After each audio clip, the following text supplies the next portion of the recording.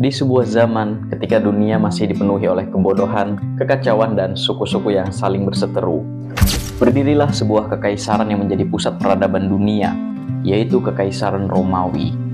Di pusat kekaisaran ini berdiri kota Roma, ibu kota dunia, sebuah kota yang menjadi simbol kejayaan manusia pada masa itu. Romawi bukan hanya sebuah kekaisaran yang menaklukkan wilayah-wilayah besar, tapi juga sebuah kekuatan yang menyatukan keberagaman budaya, membangun fondasi hukum, dan menciptakan teknologi yang melampaui zamannya. Di bawah Kekaisaran Romawi, peradaban dunia mencapai puncak kejayaannya. Jalan-jalan yang membentang dari satu ujung kekaisaran ke ujung lainnya tidak hanya menghubungkan kota, tetapi juga membawa ide, perdagangan, dan juga inovasi.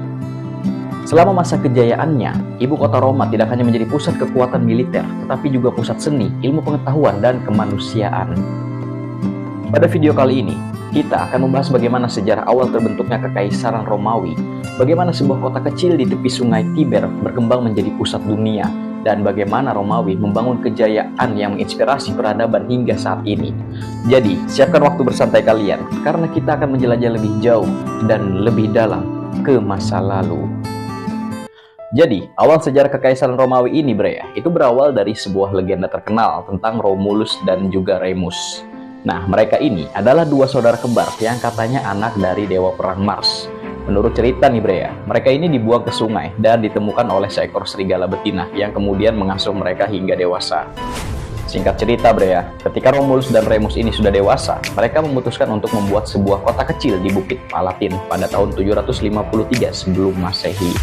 Lalu terjadi perselisihan kecil tentang siapa yang akan menjadi pemimpin kota tersebut. Sayangnya nih perselisihan kecil ini malah berakhir dengan sebuah tragedi yang dimana Romulus mengeliminasi Remus. Nah, setelah Romulus menjadi pemimpin tunggal, maka dia pun menamai kota tadi dengan nama Roma sebagai perwujudan dari ambisinya. Meskipun legenda ini nggak sepenuhnya dapat dibuktikan sih akan tetapi para arkeolog menemukan bukti adanya pemukiman di area Bukit Palatin sekitar abad ke-8 sebelum Masehi. Nah, pada awalnya, Roma hanyalah kota kecil yang dihuni oleh petani dan penggembala Akan tetapi, lokasinya Roma yang strategis di tepi sungai Tiber memungkinkan kota ini berkembang sebagai pusat perdagangan. Seringkali juga Roma pada masa itu menjadi tempat pertemuan berbagai suku seperti Latin, Sabine, dan juga Etruskan, yang akhirnya juga membawa pengaruh terhadap budaya dan teknologi Roma pada masa awal-awalnya. By the way sebelum menjadi Kekaisaran Romawi seperti yang kita ketahui saat ini, sejarah Romawi sebenarnya terbagi menjadi 3 periode. Yang pertama adalah periode raja-raja yang menjadi awal-awal Roma berdiri. Pada masa ini, Romawi dipimpin dengan sistem monarki oleh 7 raja yang berbeda hingga tahun 510 sebelum Masehi. Dan periode ini dimulai dari periode Raja Romulus, pendiri dan raja pertama Roma. Nah, masa pemerintahan Romulus ini dikenal dengan penciptaan institusi-institusi awal Roma seperti senat dan pembagian warga menjadi kelompok-kelompok sosial. Lalu dilanjut dengan raja kedua, yaitu Numa Pompilius pada tahun 716 sebelum Masehi sampai 673 sebelum Masehi. Dia adalah raja kedua yang terkenal sebagai pembawa kedamaian. Dia dikenal mendirikan banyak ritual keagamaan Roma dan membangun institusi seperti kuil Vesta dan jabatan Pontifex Maximus. Lalu raja ketiga dari periode raja-raja itu adalah Tullus Hostilius yang memimpin sekitar 673 sebelum Masehi sampai 642 sebelum Masehi. Raja ketiga ini itu dikenal lebih militeristik dibandingkan Numa, raja kedua sebelumnya. Dia memperluas wilayah Roma melalui perang dan menaklukkan Alba Longa. Dan dilanjut dengan raja keempat, Ancus Marcius yang memimpin pada tahun 642 sebelum Masehi sampai 617 sebelum Masehi. Raja keempat ini dikenal sebagai raja pembangun. Dia memperluas Roma, mendirikan pelabuhan Ostia, dan membangun infrastruktur penting seperti jembatan pertama Roma di atas sungai Tiber. Dan yang kelima adalah Tarquinius Priscus yang memimpin pada tahun 617 sebelum Masehi hingga 579 sebelum Masehi. Raja kelima ini berasal dari Etruria. Dia memperkenalkan banyak inovasi teknologi dan arsitektur seperti pembangunan Circus Maximus dan saluran pembuangan Cloaca Maxima. Raja keenam adalah Servius Tullius yang memimpin pada tahun 579 sebelum Masehi hingga 535 sebelum Masehi.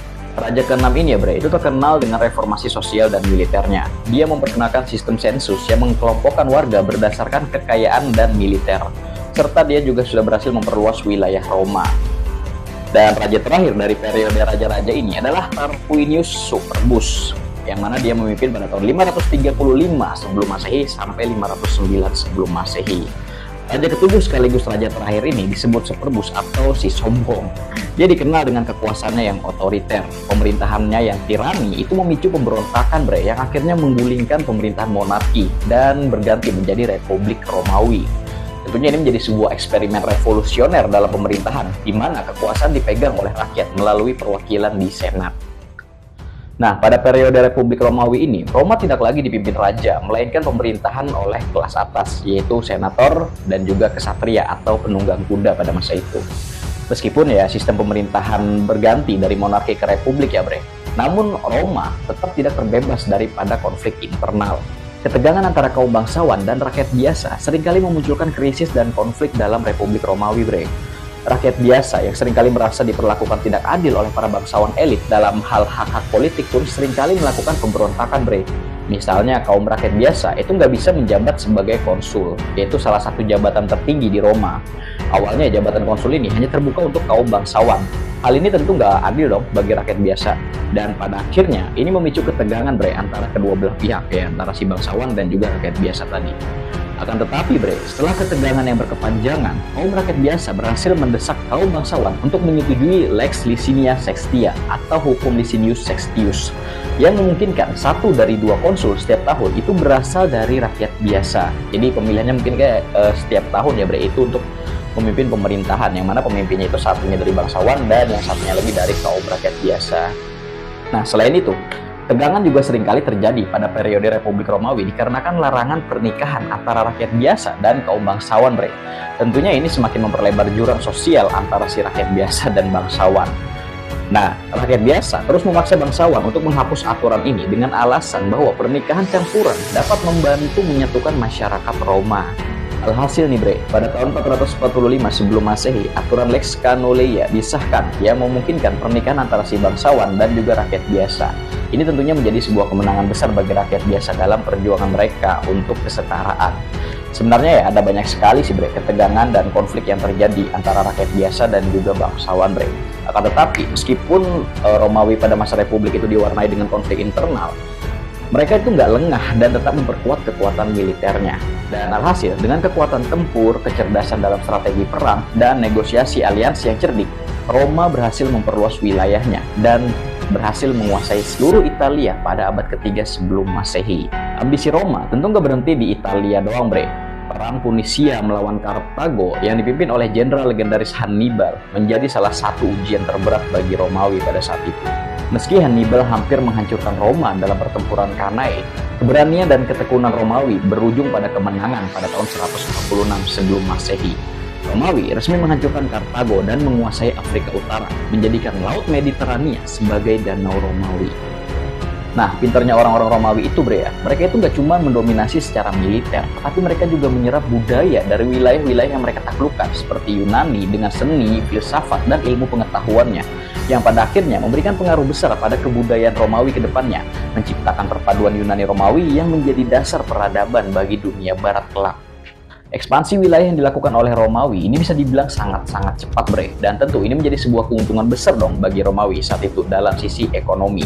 Tapi karena terlalu cepat, akhirnya malah menciptakan ketidakstabilan dalam ruang lingkup sosial.